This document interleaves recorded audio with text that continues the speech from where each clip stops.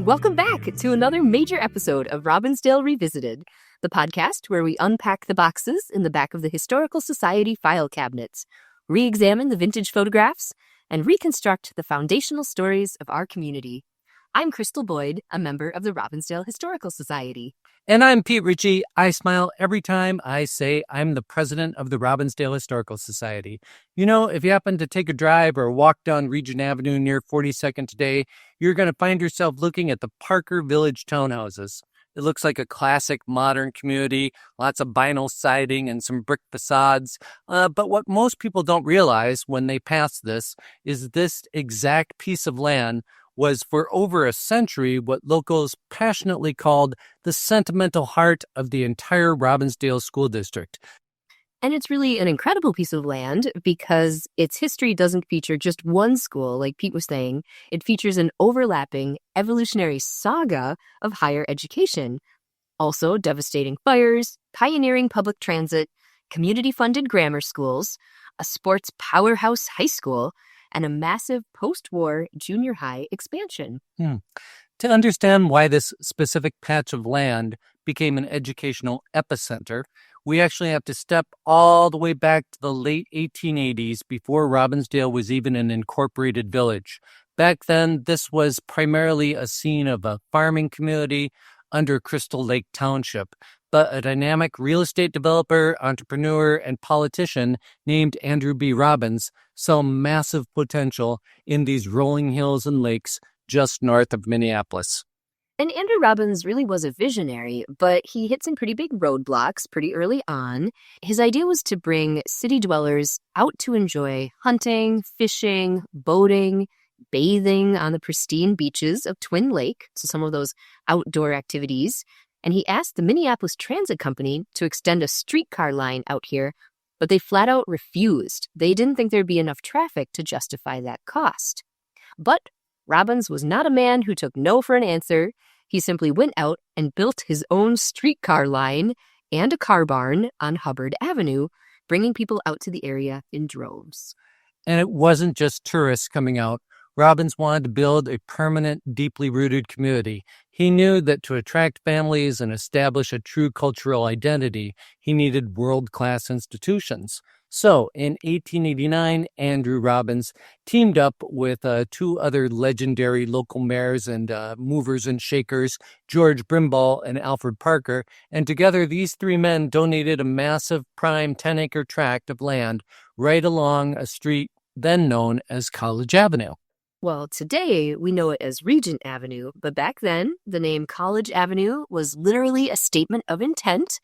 On that donated land near what would be 4001 Regent Avenue today, they broke ground on a magnificent institution, the Lutheran Theological Seminary of the Norwegian Lutheran Church. And there we were. For a minute or two, we were a college town. The grand opening and dedication of this seminary on September 8th, 1889, was easily one of the largest public gatherings the region had ever seen at that point. An estimated audience of over 5,000 people traveled out to attend.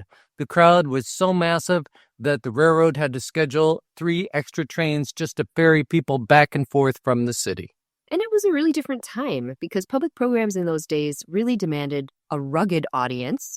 So this wasn't a quick ribbon-cutting ceremony. You weren't in and out right away. The people who attended sat on the ground for hours listening to a marathon sequence of heavy academic and religious addresses given in 4 different languages. Think about that, 4 different languages: German, Swedish, Norwegian, and English. The state's top dignitaries held court, including Minnesota Governor William Rush Merriam, Senator Knut Nelson, and the legendary University of Minnesota President Cyrus Northrop, alongside theological sermons from the seminary faculty. It was a phenomenal architectural addition to the landscape. Local resident Mrs. Etta Gates recorded her memories of the campus, describing it as a massive, imposing brick masterpiece. It featured soaring towers, elegant stone trimmings, grand curving driveways, and was beautifully landscaped with manicured shrubs and rows of young trees. And they did everything on such a grand scale back then. So the seminary was built with some grand ambitions. The blueprints were drawn up with plans to eventually accommodate up to 700 students. The grand basements housed the sprawling cooking and eating facilities, while the president of the seminary occupied luxurious upper-floor apartments that included his own extensive private research library. And what was truly incredible by modern standards is that lodging and instruction at the Lutheran Theological Seminary were completely free to students. The only thing they had to pay for was their weekly board, which ran a grand total of about $1.50 to $2 a week.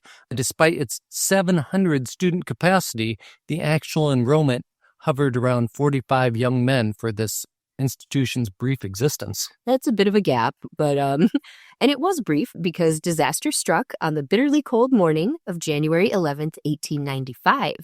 In the dead of winter, a ferocious fire broke out inside the structure. The local volunteer crews stood little chance against the combination of freezing temperatures and roaring flames, and in less than 1 hour, the entire magnificent brick structure was completely destroyed. Yeah, and it really was a devastating loss for our little community. And the church ultimately decided not to rebuild on College Avenue. Instead, they packed up the institution and relocated it over on Como Avenue in St. Paul, where it evolved into the Lutheran Seminary we know today. But while Robbinsdale lost its bid to become a major college town, the 10-acre plot on Regent Avenue was far from done. The other thing that was great about having those students here in town is during the summer, they helped Andrew B. Robbins build his little streetcar railway from Robbinsdale down to Minneapolis. And so he had this great college labor there. All these young men were laying track with him for that little streetcar line. Well, they were laying the track, and the seminary was training those young pastors, but at the same time, the local farming communities were dealing with an explosion of children who needed a standard grammar school education. In 1890, a full 3 years before Robbinsdale officially broke away from the township to become an independent village, the local citizens decided it was time to build a permanent grade school. The townspeople were incredibly optimistic. They looked at the blueprints and genuinely believed that this new building would be large enough to serve the needs of the community indefinitely and for all time. The local school board, consisting of Chairman L.A. Taylor, Clerk H.R. Stillman, and Treasurer Jarius Russ, officially authorized the raising of a massive sum of $10,000 in taxes. To put that in perspective, $10,000 was a small fortune for a farming community in 1890, but the taxpayers willingly paid it because they wanted the absolute best for their kids. And that is exactly what they got. District 24 secured what was widely recognized in Hennepin County as one of the absolute finest, most modern school buildings in the entire state of Minnesota. They named it the Parker School, which is in honor of Alfred Parker, who was not only one of the original landowners, but also a lifelong pioneer, a Mexican War veteran, a California Gold Rush 49er, and a fierce advocate for local education. The Parker School officially opened its doors for the public inspection on October 3rd, 1890, to an incredible, proud crowd of local families. Regular classes commenced on October 8th. At the start, the faculty consisted of just 4 teachers overseeing roughly 40 pupils, meaning each room had to pull double duty, housing 2 district grade levels together. And community pride around the Parker School was sky high. By June 5th, 1891, the town held a massive fundraising social at the town hall, specifically to purchase a grand American flag for the schoolhouse. And just a week later, a beautiful flag-raising ceremony took place on the school grounds, which virtually every parent in the district turned out to celebrate.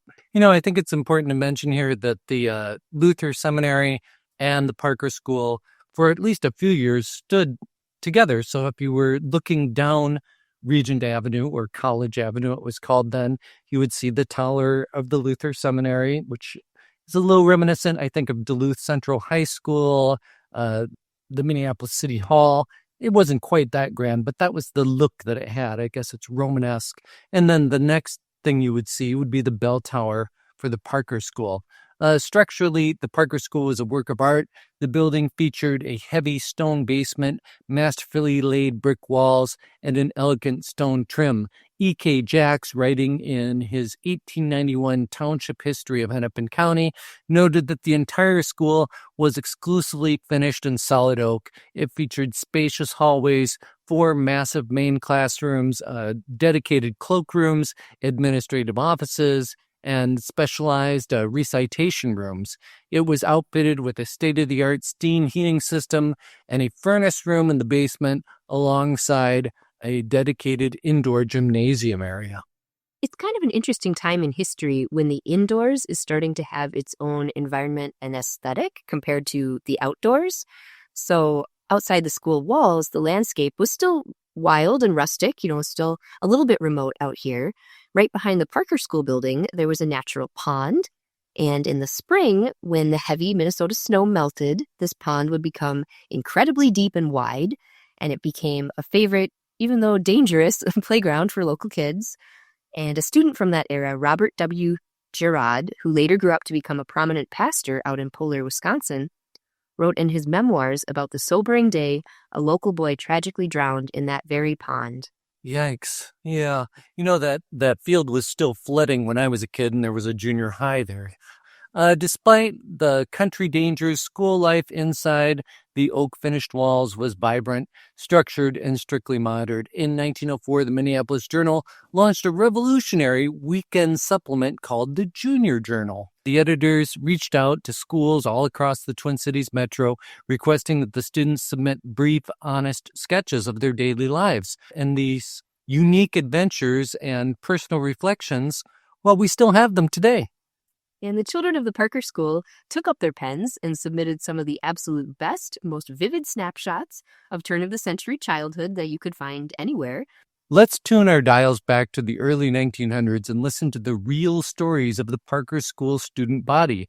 Our first letter comes from 7th grader Irene Bowles, who records a terrifying long afternoon when she got completely stranded in downtown Minneapolis because of a minor public transit update. Pretty near dinner time. One day in June in the summer of 1902, after having been called on an errand to the Globe building in Minneapolis, I walked with Mother to the corner of 1st Avenue South and 5th Street, where she left me to take the 20th Avenue car for home. She was going shopping in another part of the city. It was about 11 o'clock, and Mama gave me permission to go a block from there and get some popcorn. So the last she saw of me, I had started after it. When about 3 hours later she arrived at home, I had not been seen or heard from. Together, Father and Mother started for the city in search of me. After having called at the police station and at the Globe building in hope of finding me, Mother decided to go back to the place where she had left me. When a block away, she recognized me twirling first on one foot and then the other, gazing steadily at every passing car. During all this time, which had been from 11 till 5 o'clock, I had stood on the corner, watching eagerly for my car. I was beginning to feel that it must be pretty near dinner time. I did not get home because the name on the car had been changed from 20th Avenue North and 1st Avenue South to 20th Avenue North and Harriet. And every time I inquired of anyone passing, I was told that the car would come in a few minutes. I never before or since knew of such long minutes. Need I say I did justice to my 7 o'clock dinner? Irene Bowles, 7th grade, Parker School. Box 36, Robbinsdale, Minnesota. I mean, you have to love the mental image of poor Irene just spinning on one foot for 6 hours straight, staring down the streetcars, entirely determined not to board the wrong one. It really shows how massive the transition to electric streetcars was back then. Now, while the kids were adventurous outside and inside the school, they lived under a very strict regime. In fact, a young man named Theodore Christensen served as a principal at the Parker School during this exact era. He was a staunch Republican who later went on to serve 3 highly successful terms as the governor of Minnesota from 1925 to 1931. But according to old-time local school lore, long before he governed the state, Principal Christensen was widely known for using stiff rubber hoses to maintain absolute discipline among the unruly youngsters. Boy, talk about different times. I mean, I guess a rubber hose would keep you focused on your studies. Our second letter comes from a fifth grader named Lawrence Bub Nassett. Lawrence was actually the son of Robbinsdale's very first retail merchant, and he gives us a masterclass in the absolute psychological dread of getting your name put on the teacher's disciplinary slip. That feels like something I've had experience with. I'll give this one a try. A name on a slip. One day, I brought a storybook to school because a friend of mine wanted to see the pictures. In school hours, I took the book out of my desk and began to read in it. When I was very much interested, the teacher passed and took the book away from me. She put my name on a slip and said, "I want to see you after school." I learned all my lessons the rest of the day. I was very much frightened, as I thought she would punish me severely. It was soon 4 o'clock, and the pupils began to pass out of the schoolhouse. When they were all out of the room, she called me up to her desk and asked me why I brought the book to school. I could not answer. She told me not to bring any more storybooks to school. I promised I would not. She then excused me, and I went home happy and said to myself, "I'm going to be a good boy tomorrow." That was a danger signal to me. Lawrence Nassett, 5th grade, Parker School, Robbinsdale, Minnesota. Lawrence learned his lesson without the rubber hose, luckily. Our third letter is from 8th grader Flossie Patch. Flossie was an incredibly expressive writer, but she seemed to be an absolute magnet for chaos and minor medical mishaps. Here is her account of a summer day that went completely off the rails. A smart hornet that. One morning, Mama told me that my uncle had come after me to go and visit my cousin, but finding me still in bed, had gone away without me. I had not seen this cousin all summer, as she lived several miles away, so I was sorely disappointed when I found this chance had slipped by. After feeding the little chickens and doing a few other chores, I took my favorite storybook and sat down under an apple tree and tried not to think of my disappointment. I had not been there long when there was a sting on my shoulder and a big, ugly hornet buzzed away as though he had done something smart. And indeed he had, for oh, how my shoulder did smart. I hurried into the house, and after Mama had put some soda on it, I felt much better. She said when the bee stung me, I screamed as though almost anything from a snake to a grizzly bear was after me. I lay down on the lounge and soon went to sleep, forgetting all my troubles, but my mischievous brother happened in. I awoke with a sneeze, for he had sprinkled some pepper about my nose. Then I thought I would do something to displease him, so I took his fishing rod and went to the pond to fish. In trying to bait the hook, I stuck it into my finger, then I dropped the pole into the water, and in trying to recover it, fell in myself. I began to scream, for I thought I should drown. I climbed out all right and went home, crying at the top of my voice. When Mother saw me, dripping wet, she forbade my going outdoors again that day, for every time I went out, I came back in crying. Flossie Patch, 8th grade, Parker School, Robbinsdale, Minnesota. Well, you have to almost applaud her brother's commitment to pure mischief with that pepper bomb while she was resting. Absolutely classic sibling behavior. Now, our next entry comes from 8th grader Ruth Burdick. Ruth gives a deeply touching look at how a long, lovely summer trip away from home completely turned around by an unexpected four-legged gift from her uncle. Here, do you want to be Ruth? I can be Ruth. Okay. A patient beast, Dixie. I was visiting at my uncle's ranch out west and felt very homesick. Mama would arrive for a week, and there was nothing for my amusement as far as I could see, as my uncle had no children. Aunt tried to amuse me, but she was not used to children and did not succeed very well. One night, noticing that I did not get over my homesickness, my uncle said that he would see if he could find something I would like. He was going to market the next day, and expectation cheered me. At night, when he came home, great was my surprise to see a small, shaggy burrow in the yard, and my uncle told me he was for me to play with. I ran to him, put my arms around him, and hugged him. I was overjoyed. The little animal liked, or at least appeared to like me too, and seemed very friendly and tolerant of the ardent caresses that I showered upon him. We were then and there pronounced friends, and we were constant companions for the rest of my visit. Time passed only too quickly for me. When I was about to go away, I wanted to take Dixie with me, but to my bitter disappointment, I could not. We had spent so many happy hours together, sometimes frolicking about, but more often the sturdy little animal bearing me on his back as he trudged about for my pleasure. And so my short visit passed. I have never heard from him since, but I think that when he was older, he proved very useful to my uncle. Ruth Burdick, 8th grade, Parker School, Robbinsdale, Minnesota. There's truly nothing like a shaggy burrow to snap a kid right out of an intense case of homesickness. Moving from ranch life back to the neighborhoods of Robbinsdale, our next story comes from fifth grader Florence Mosier. Florence captures the beautiful, gentle community tradition that was highly popular at the turn of the century, but unfortunately has faded away today, hanging custom May baskets to welcome a brand new neighbor. Remembering the new girl. I expect to have a good time this May Day, but not any better than I had last year. I was staying with my cousin, and we had made many May baskets. We were going to hang one at the home of a little girl who lived a quarter of a mile from our home. She was a stranger, as the family had moved there about a week before. None of the children had been to visit her, so we decided to go that night. We made a heart-shaped May basket and covered it with blue tissue paper. We put some cream candy in the bottom, and then put some violets and mayflowers in. We tied them with white ribbon and also tied some on the handle. So at dusk, we started. We hung the basket on the front door, and when Mabel opened the door and saw the basket with her own name on, she was very much surprised. After she found us, we went into the house and had a good time. She told us she thought at first none of the girls would call on her, but she was mistaken. Florence Mosier, 5th grade, Parker School, Robbinsdale, Minnesota. What a wonderful snapshot of old school hospitality. To close out our look at the Journal Junior archives, we have a second submission from 8th grader Flossie Patch. I wonder if Flossie and Florence were pals.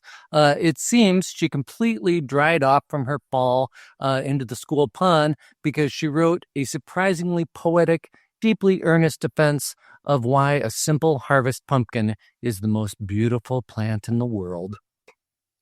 A big, beautiful pumpkin. There are a great many different kinds of trees and plants, and I believe each and every person has a favorite. For my part, I think there is nothing more beautiful than a large yellow pumpkin. The seeds, usually planted in cornfields, sprout or grow up and become thrifty vines, and upon these grow large yellow flowers. These flowers are shaped something like petunia blossoms, but are many times larger. Soon there appears, where the corolla joins the stem, a little green pumpkin about as large as a marble.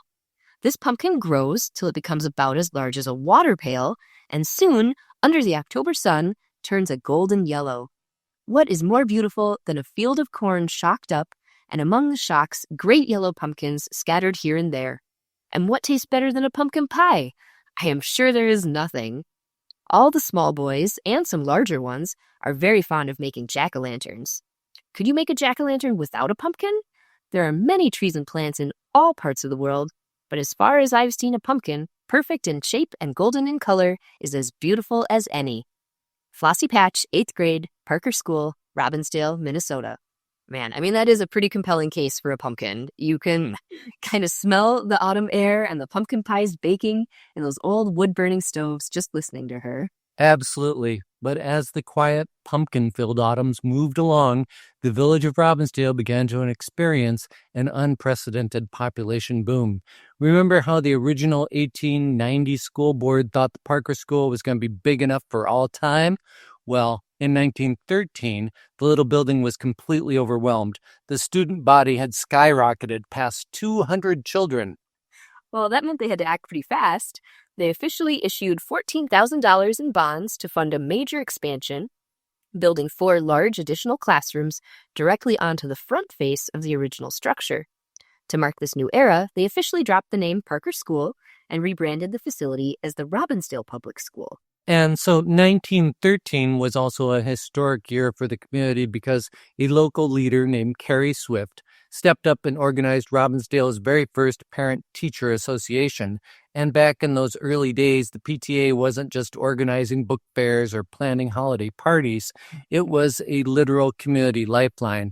The early PTA members worked tirelessly to provide hot lunches, fresh milk, and warm winter clothing for local children who otherwise would have completely gone without. They would also provide shoes. A lot of times these kids would show up to school with no shoes on their feet. And I look at pictures of the old Parker School student body, and there's all these, if you look down the front row, only about half of them are wearing shoes.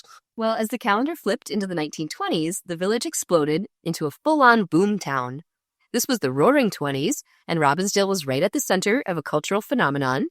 A local military veteran named Wilford Hamilton Fawcett, or more popularly known as Captain Billy, started a tiny humor magazine right here in town called Captain Billy's Whiz Bang. It was full of jokes, slang, and cultural quips aimed at soldiers and sailors. And it didn't stay a tiny magazine long. It became an absolute runaway national sensation, launching a massive publishing empire that eventually brought us other magazines like True Confessions, Modern Mechanics, and the iconic Captain Marvel comic books. Yeah, and I'm sure some kids over there at the Robbinsdale Public School, had Captain Billy's Whiz Bang, and they were memorizing jokes out of Captain Billy's Whiz Bang. They probably stuck it under their school books and, peeked it out every once in a while when nobody was looking.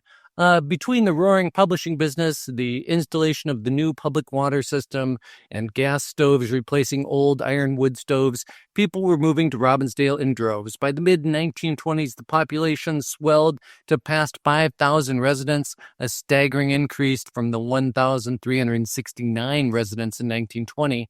To create a unified system across neighboring villages of Crystal, Golden Valley, and Robbinsdale, the city underwent a massive street renaming project, and that's when the historic College Avenue officially became Regent Avenue. And that school on Regent Avenue just couldn't expand fast enough to keep up with the baby boom of the 1920s. So first they built a second major brick addition extending to the south. Then a few years later, they had to construct even more classrooms, plus some administrative offices and a brand new main auditorium onto the north and west sides of the building. When the bricklayers couldn't move fast enough, the district brought in a standalone wooden building known as the Southtown Portable to handle the daily student overflow. Yeah, and I'm told it really was portable, and that at one point it sat where Lee School later sat and where Lee Square Cooperative is now, but then it would move back and forth between Regent and Lee Avenue, which seems like quite an undertaking.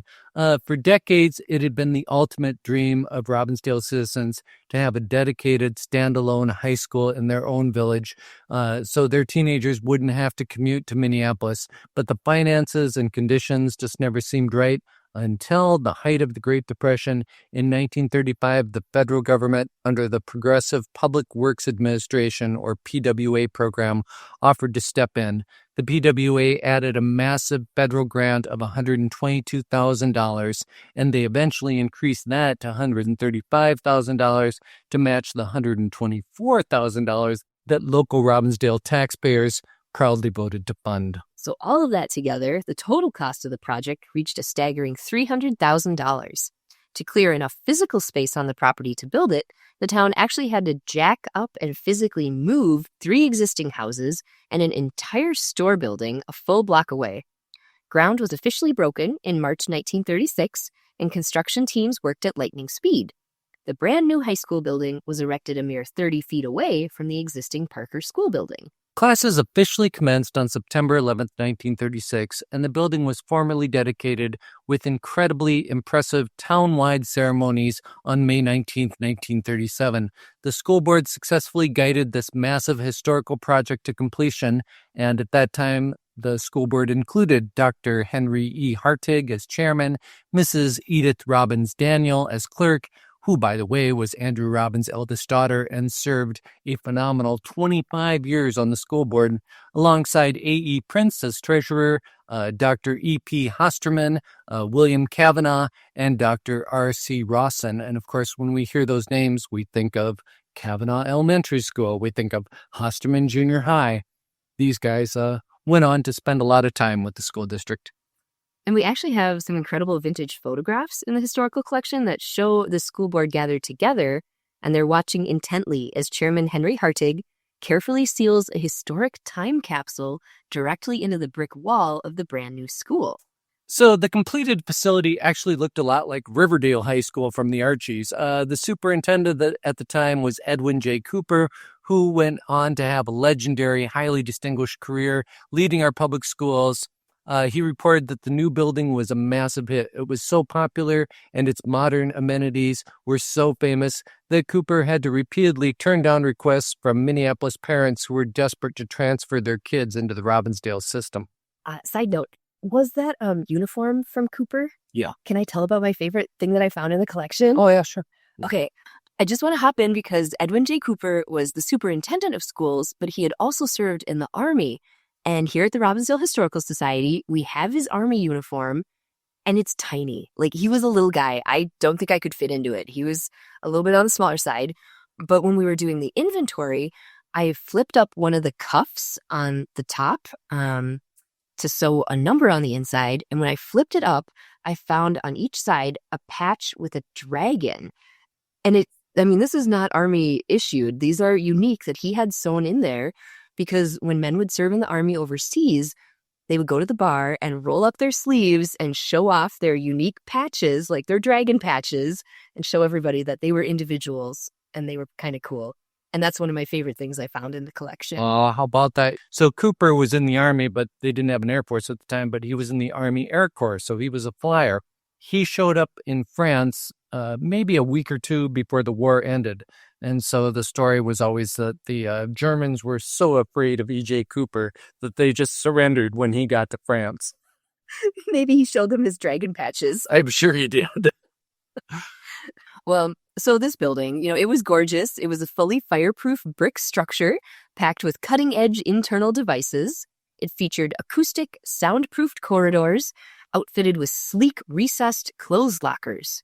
There were specialty purpose rooms, advanced technical and machine shops, and a highly sophisticated two-way radio and public address system. This PA system allowed the principal to listen in on what was happening in any classroom in the building directly from his main desk and talk back and forth with the teacher in real time. Pete, what kind of conversations do you think he heard listening in? I don't know. I just imagine him sort of spying, I wonder how they're doing, and I'm just going to check in and have a listen. The brand new high school completely shifted the regional balance, instantly relieving an overcrowded Minneapolis high school of about 350 pupils. 250 from right here in Robbinsdale and another 100 from nearby surrounding communities. Together, the original grade school and the new high school formed a massive, cutting-edge, $500,000 combined school plant that could easily accommodate 1,500 to 1,600 students. So with that, almost overnight, Robbinsdale High School became an absolute sports powerhouse in the state. In the 1940s, the school produced one of its very first true national sports icons, a young man named Vern Gagne. Gagne was a natural elite athlete who completely dominated in football, baseball, boxing, and wrestling. He won a spectacular string of consecutive district, regional, and state championships in high school wrestling, while simultaneously being named to the coveted all-state football team. Of course, our local listeners know that Vern Gagne didn't stop there. He went on to become an international professional wrestling icon, a master promoter, and a historic 16-time American Wrestling Association World Heavyweight Champion, putting Robbinsdale athletics firmly on the national map. But right here, as the school was enjoying its athletic glory, the conclusion of World War II triggered the single greatest population disruption the city had ever seen, the postwar baby boom. Suddenly, houses, shopping centers, and drive-ins were appearing overnight within the city's 3 square miles. Between the 1940s and 1950s, Robbinsdale added over 10,000 new citizens. And to cope with the sheer tidal wave of new children, the newly formed District 281 had to embark on a historic building campaign, constructing a staggering 18 brand new elementary schools over the next 28 years, alongside multiple junior and senior high schools. It kicked off the fall of 1948 with the grand opening of Lee Elementary School, and that was quickly followed by the massive Adair Elementary School in 1952, which was built right on the site of the old Gulk truck farm. The opening of Lee and Adair finally allowed the aging school buildings on Regent Avenue to stop housing primary school students. The campus was converted to exclusively house grades 7 through 12. But the population pressures kept rising. By 1956, the district was forced to build a brand new, sprawling Robbinsdale Senior High School over at Toledo and 37th Avenues. When the high schoolers packed up and moved to Toledo Avenue, the longtime principal, Milo Milkey, who served a phenomenal 39 years with our schools before retiring in 1968, moved with them. With the high school students gone, the historic Regent Avenue campus officially transitioned into the Robbinsdale Junior High School. A dedicated educator named Mark T. Woodward took over as principal, serving the junior high families faithfully until his retirement in 1974. The junior high era brought some incredibly memorable upgrades to the site. In 1965, the residents of the 7 communities making up District 281 voted to pass a massive $600,000 bond to construct brand new pool buildings at Sandburg and Robbinsdale Junior High. In the spring of 1967, the Regent Avenue pool officially opened for both school and widespread community use. I never heard it called the Regent Avenue pool, but that's where I went to swimming lessons. Those pools were highly advanced for the late 1960s. The main tank measured 75 feet long by 42 feet wide, with a specialized separate diving area measuring 30 feet by 16 feet. The water depth ranged from a shallow 3 feet up to 5 feet in the main swimming pool, dropping to a deep 9 feet in the diving well. Each pool held a whopping 128,000 gallons of water. And in a major upgrade for pool maintenance and comfort, the district chose to use bromine as a disinfectant instead of the traditional chlorine because it was vastly less irritating to the students' eyes. Now, if you talk to any of the alumni from back then who attended Robbinsdale Junior High in the late 1960s or 1970s, they instantly remind you of one of the most infamous aspects of gym class back then. Pete, would you like to tell us more? Well, there was mandatory nude swimming for boys in gym class. And this memory always comes up when you talk about junior high swim classes. It certainly was a different era. Well, the girls got to wear suits, right? But the boys did not. Right. And who knows why? I'm just trying to imagine, the gym teacher is fully clothed and, 20, 30 naked boys jump into the pool and start swimming around. And it wasn't like they thought this was normal. The kids all thought, why are we swimming naked in the pool? And the gym teacher is marching back and forth and having them do laps or teaching them how to swim. Yeah, what a strange thing. I mean, just in case you weren't self-conscious enough in junior high, your gym teacher tells you guys to all strip and jump into the pool. But that's how it was, and it wasn't just in Robbinsdale. It was that way throughout the Midwest. I've seen newspaper articles from Duluth where they finally decided to let the boys wear swimsuits like in 1975. But yeah, they didn't do that to the girls. It certainly was a different era. By 1971, the district realized that the sprawling, piecemeal complex on Regent Avenue was facing some serious structural issues. The poor circulation of thousands of students moving through decades of mismatched additions was causing massive daily log jams, and various academic departments were completely scattered across opposite ends of the campus. They had some ideas to fix this, so the district authorized a major $3.5 million modernization project. They hired the highly recognized Minneapolis architecture firm of Bissell, Belair & Green, who had actually served as the primary architects for District 281 schools all the way back to 1937. So they had some ideas to fix this. The district authorized a massive $3.5 million modernization project. They hired the highly recognized Minneapolis architecture firm of Bissell, Belair & Green, who had actually served as the primary architects for District 281 schools all the way back to 1937. In November 1971, the Robbinsdale High School newspaper, The Robin, sent out an intrepid student reporter named Julie Benson to interview the firm's president, Mr. Gene Green, to get the scoop on what was happening on the campus. Architect Gene Green told the Robin reporter that the school was undergoing a complete rejuvenation. The sweeping, ultra-modern remodel completely transformed the interior layout. They leveled the floor of the historic old auditorium to install 2 full-size state-of-the-art gymnasiums.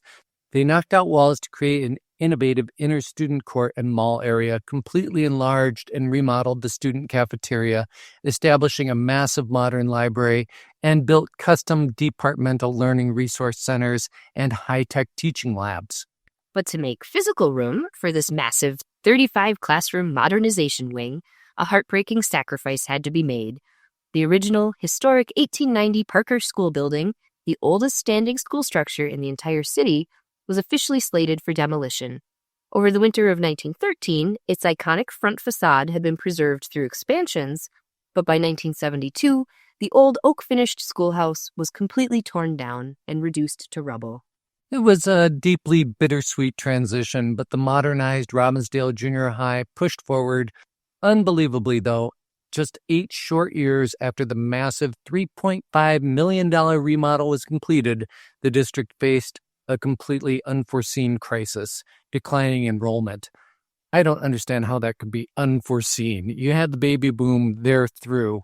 The post-war baby boom had officially crested, and the student population was dropping fast. The school board realized that they had to close one of the district's junior highs to balance the budget. When the board targeted Robbinsdale Junior High for closure in 1979, the local community was absolutely heartbroken and furious. This site was the literal sentimental heart of the entire town. A passionate local alumnus named Joy Johnson Robb, who had the incredible distinction of attending school on that exact Regent Avenue site for her entire education, from kindergarten all the way through her 12th grade graduation, stepped up to lead a fierce grassroots public battle against the school board to save the school. Yeah, Joy and local families put up an incredible fight, but the declining numbers were just undeniable. In 1979, the doors of Robbinsdale Junior High were officially locked to appease the angry residents and prevent an outright revolt. The school explicitly promised that the high school itself would remain open, a promise that, as local history buffs know, only lasted a few more years before closures hit the senior high levels as well, splitting students between Armstrong and Cooper. After the junior high closed in 1979, those beautiful newly remodeled hallways sat completely empty and lonely for 5 long years. But in 1984, the building received a fascinating, highly experimental second life. The district chose the Regent Avenue facility to house its brand new, cutting-edge technology learning campus, popularly known as the TLC program. Tender loving care. The TLC program brought 300 full-time students back into the building alongside specialized community education programs that were transferred over from Sunny Hollow in New Hope and the Fair Community Education Center in Crystal. Part of the sprawling facility was also converted into the bustling Robbinsdale Community Center, bringing life, music, and meetings back into the historic block. Eventually, though, the wheels of progress turned again. District 281 relocated the specialized technology learning campus to a different facility, and the community center officially closed its doors. The building sat quiet until 2005, when the entire historic complex, including the original 1936 high school structures, was completely demolished, clearing the 10-acre tract once and for all to make way for the Parker Village townhouses. Yep, good old Vinyl Village. But if you visit the neighborhood today, you'll find the memory of what happened there has been beautifully and permanently preserved. Earl R. Johnson, a proud member of the Robbinsdale High School class of 1951 and former president of the Robbinsdale Historical Society, worked alongside Robbinsdale officials to design, fund, and construct a permanent memorial monument right at the intersection of Regent and 42nd. The monument features a grand pedestal topped with historical plaques dedicated to the 2 great institutions that stood on that ground: the Parker School, later Robbinsdale Elementary, which stood from 1890 to 1972, and Robbinsdale High School, which stood from 1936 to 2004. And in a beautiful poetic touch, the physical pedestal of that monument was hand-built using actual salvaged face bricks saved from the demolition of the original 1936 high school building. Aww. It's a remarkable testament to the community. Over a century of history, thousands of lives, children's adventures, championship wrestling runs, pioneering education, all anchored on a single stretch of road. The buildings might be gone, but through records, photographs, and the voices of those kids, the spirit of Regent Avenue schools remains completely unforgettable. And we want to give a massive thank you to historians like Helen Blodgett, author of Robbinsdale Then and Now, and the archive team at the Robbinsdale Historical Society, whose dedication to preserving these file cabinets makes this show possible. Thanks for listening. I'm Crystal Boyd. Robbinsdale Revisited is brought to you by the Robbinsdale Historical Society. Our little history museum is located at 4915 42nd Avenue North in the heart of Robbinsdale. We're open Fridays and Saturdays from 10 to 3. You can also visit us online at robbinsdale.org. You found this episode, so you know where to find the next one. Bicycle into the city every Saturday to see our friends. In the bus back home, sitting hand in hand when the evening ends. Oh, when the evening ends. Oh, when the evening ends in Robbinsdale.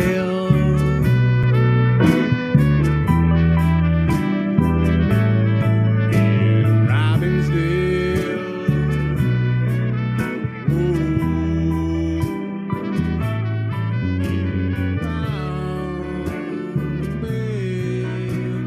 Our theme music is provided by Gabe Barnett and Them Rounders. But right here, as the school was enjoying its athletic glory, the conclusion of World War II triggered the single greatest sneeze in the history of Robbinsdale.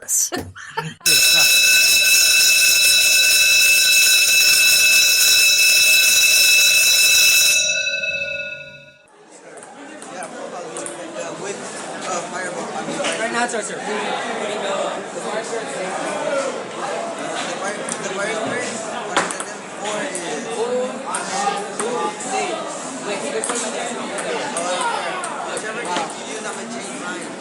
The Sir Benz.